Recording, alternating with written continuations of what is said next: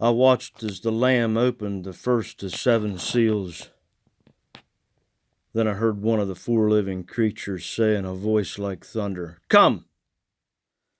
I looked, and there before me was a white horse.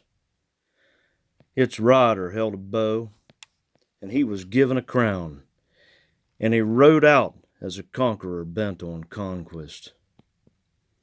When the Lamb opened the 2nd seal, I heard the 2nd living creature say, "Come!" Then another horse came out, a fiery red one. Its rider was given power to take peace from the earth and to make men slay each other. To him was given a large sword. When the Lamb opened the 3rd seal, I heard the 3rd living creature say, "Come!"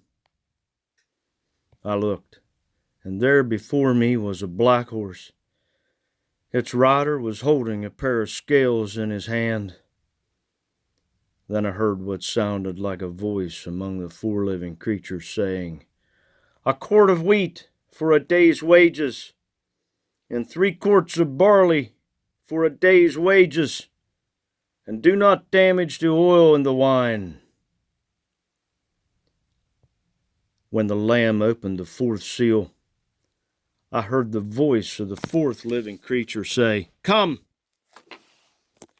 I looked, and there before me was a pale horse. Its rider was named Death, and Hades was following close behind him. They were given power over 1/4 of the earth to kill by sword, famine, and plague, and by the wild beasts of the earth.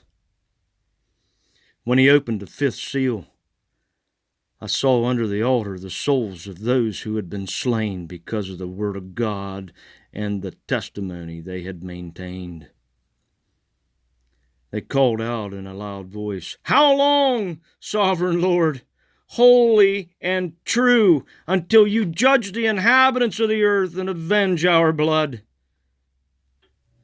Then each of them was given a white robe, and they were told to wait a little longer until the number of their fellow servants and brothers who were to be killed as they had been was completed. I watched as he opened the 6th seal. There was a great earthquake. The sun turned black like sackcloth made of goat hair. The whole moon turned blood red, and the stars in the sky fell to earth, as late figs drop from a fig tree when shaken by a strong wind. The sky receded like a scroll, rolling up, and every mountain and island was removed from its place.